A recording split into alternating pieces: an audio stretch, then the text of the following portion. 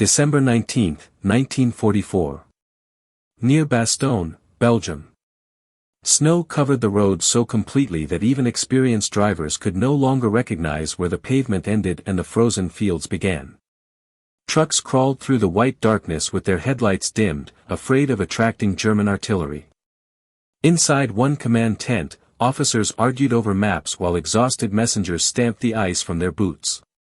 Outside, a line of muddy American soldiers waited for hot coffee that had already gone cold. Then a young corporal quietly frowned at the largest map in the room. He stared at it longer than anyone else. His face changed. Another soldier noticed. "What is it?" The corporal hesitated. "I think it's wrong." The whisper spread faster than any official report. Wrong? Not just a mistake. The entire route for tomorrow's armored advance.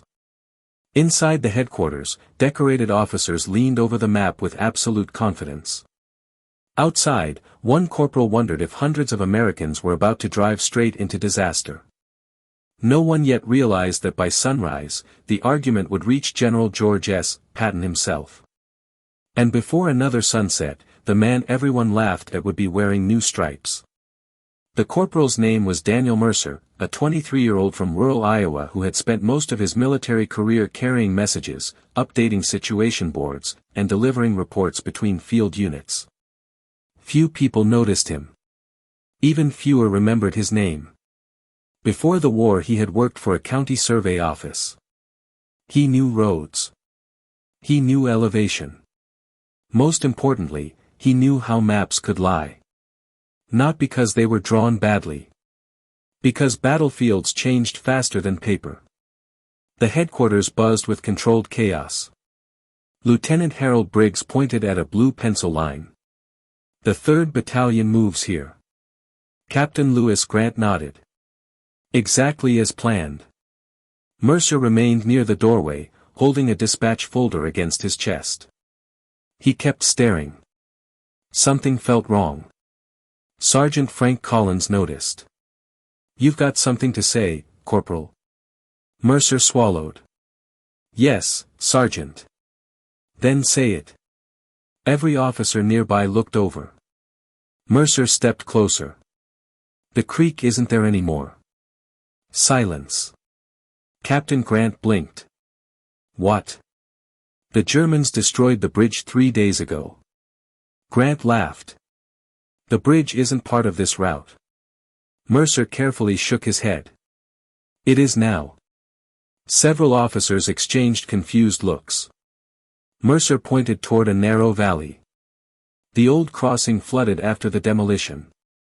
Vehicles can't pass through there anymore. The only usable road shifted west." Lieutenant Briggs folded his arms. "And how exactly would a corporal know that better than headquarters? I escorted engineers through that valley yesterday." Another laugh. This one louder. Someone muttered, "Maybe we should let him command the army." A few officers smiled. Mercer's face reddened. He stepped back. "Sorry, sir." Captain Grant waved dismissively. "Return to your duties." "Yes, sir." Mercer saluted and left the tent. Outside, the cold air stung his face. Private Eddie Walsh caught up with him. "What happened?" "They don't believe me." "You sure you're right?" Mercer looked toward the distant tree line. "I hope I'm wrong." That night, snow continued falling. Forward reconnaissance patrols attempted to confirm road conditions. Hours passed. Radio operators struggled through static. One jeep finally returned after midnight. Its windshield had been shattered. Its driver climbed out slowly. They were right. Who? The corporal. The driver removed his gloves. The valley's underwater. Half the road collapsed. Inside headquarters, laughter disappeared. Captain Grant unfolded another map. Lieutenant Briggs compared engineering reports. Nothing matched. Every new message supported Mercer's warning. A staff major rubbed his forehead. If we'd moved armor through there tomorrow. Nobody finished the sentence. They didn't need to. Hundreds of vehicles would have become trapped. Recovery under German artillery would have been impossible. The consequences spread across the room without anyone speaking them aloud. The report climbed higher. First to brigade. Then corps. Finally toward 3rd Army headquarters. By dawn, the mistake had become impossible to ignore. General Patton had not yet arrived. But everyone knew he soon would. No officer looked comfortable. Mercer, meanwhile, expected punishment. He assumed challenging officers would be remembered longer than being correct. He quietly packed additional radio batteries into supply crates. He avoided headquarters. He wanted no attention. Around mid-morning, a convoy approached. Engines echoed across the frozen countryside. Soldiers immediately straightened. Helmets adjusted. Conversation stopped. General George S. Patton stepped from his vehicle wearing polished boots somehow still shining despite the mud.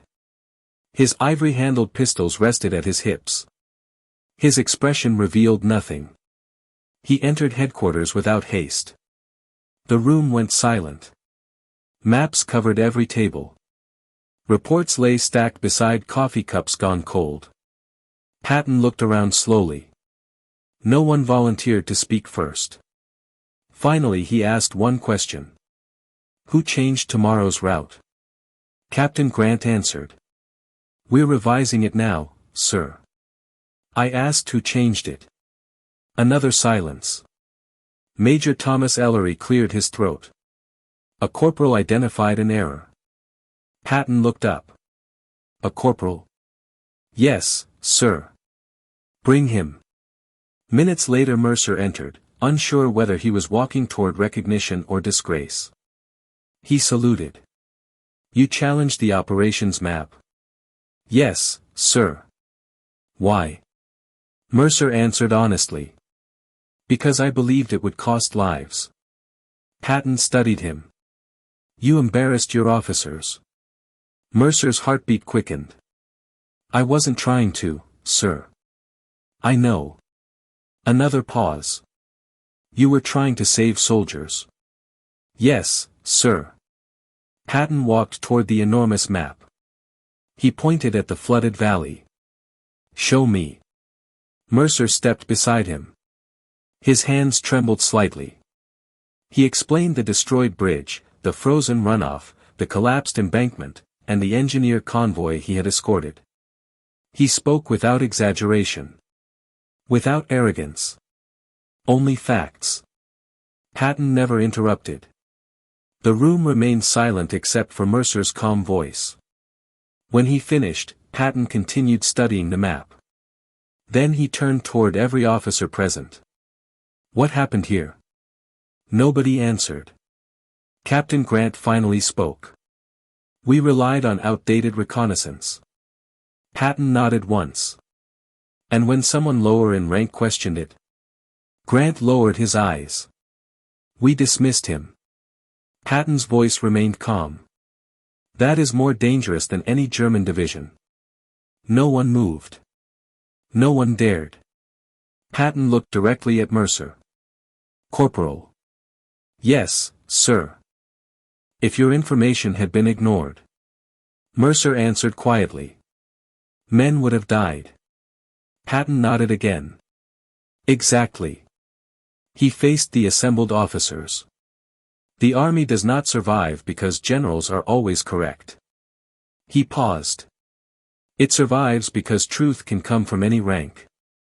The word settled heavily across the room. Patton reached for a grease pencil. He erased the planned route himself. Then he drew a new advance line using Mercer's observations. Every officer watched. No one spoke. Patton handed Mercer the pencil. Finish it. Mercer hesitated. Sir. You found the problem. Yes, sir. You finished the correction. With careful hands Mercer completed the revised route. Engineers immediately copied it. Signal personnel transmitted fresh orders. Armored units altered departure schedules. Supply columns redirected fuel trucks. Within an hour, the entire advance had changed. Not because a general demanded it. Because a corporal had refused to stay silent. That afternoon the revised route proved its value. American tanks bypassed the flooded valley and reached higher ground before German artillery registered their movement. A reconnaissance platoon later discovered abandoned enemy anti-tank positions overlooking the original road. Had the column entered the valley, the Americans would have been trapped below those guns. Sergeant Collins stared through binoculars. "My God!" Private Walsh whispered. Daniel was right. Several tank commanders exchanged uneasy looks. One captain quietly removed his helmet. He realized how close his company had come to destruction. Word spread faster than official dispatches. Some stories became exaggerated before sunset. One version claimed Mercer had argued with Patton for an hour. Another claimed Patton personally saluted him. Neither story was true. Reality required no embellishment. The next morning headquarters assembled for routine announcements. Snow continued falling. Soldiers shifted their weight to stay warm. Mercer stood in the third row expecting another ordinary day. An adjutant unfolded official orders. By direction of General George S. Patton. The formation became still. Corporal Daniel Mercer is hereby promoted to sergeant, effective immediately, for exceptional judgment, initiative, and devotion to the preservation of American lives. Mercer's eyes widened. Private Walsh grinned. Sergeant Collins slapped him on the shoulder. "Looks like I owe you an apology." Captain Grant stepped forward. For a moment Mercer expected another lecture. Instead, the captain removed the corporal's insignia himself. Then he attached the new sergeant's stripes. "I'm sorry," Grant said quietly. "I should have listened." Mercer answered simply. "We all just wanted to get them home, sir." Grant nodded. "Yes." Patton observed the exchange from several yards away. He said nothing. He didn't need to. His presence alone carried the lesson. Later that day, Mercer found himself supervising men who had outranked him only hours before. He gave no speeches. He demanded no special treatment. When one nervous private unfolded a reconnaissance sketch and hesitated to point out a possible mistake, Mercer smiled. "What do you see?" The young soldier looked uncertain. "I might be wrong." Mercer remembered the laughter. He remembered the silence. He remembered standing alone beside that map. "Show me anyway." The private explained. Mercer listened carefully. The correction proved minor. But Mercer thanked him. Afterward Sergeant Collins chuckled. "You've changed." Mercer shook his head. "No." "What then?" "I just learned that nobody's rank makes them too small to be right." Weeks later, during another planning conference, officers noticed something different. Maps stayed open longer. Junior soldiers were invited closer. Engineers were questioned first. Scouts were heard before decisions became orders. It slowed meetings. It also saved lives. Years after the war, veterans remembered many things differently. Some recalled battles. Some remembered freezing nights. Some remembered lost friends whose names never appeared in history books. But among those who had served at that headquarters, one story survived almost unchanged. It wasn't about a famous victory.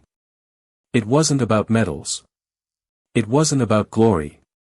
It was about a young corporal who saw something everyone else overlooked. It was about officers willing to admit they had been wrong. And it was about a commander who understood that leadership meant rewarding truth instead of protecting pride. War has a cruel habit of convincing people that authority alone guarantees wisdom. The winter of 1944 proved otherwise. Sometimes the quietest voice in the room sees the danger first. Sometimes courage is not charging across an open field. Sometimes courage is raising your hand while everyone else is laughing. And sometimes the greatest victory is measured not by ground captured, but by the lives never lost because one soldier refused to remain silent. What would you have done? Let us know in the comments below. And if you want more World War II stories where humanity, war, and difficult decisions collided, make sure to subscribe.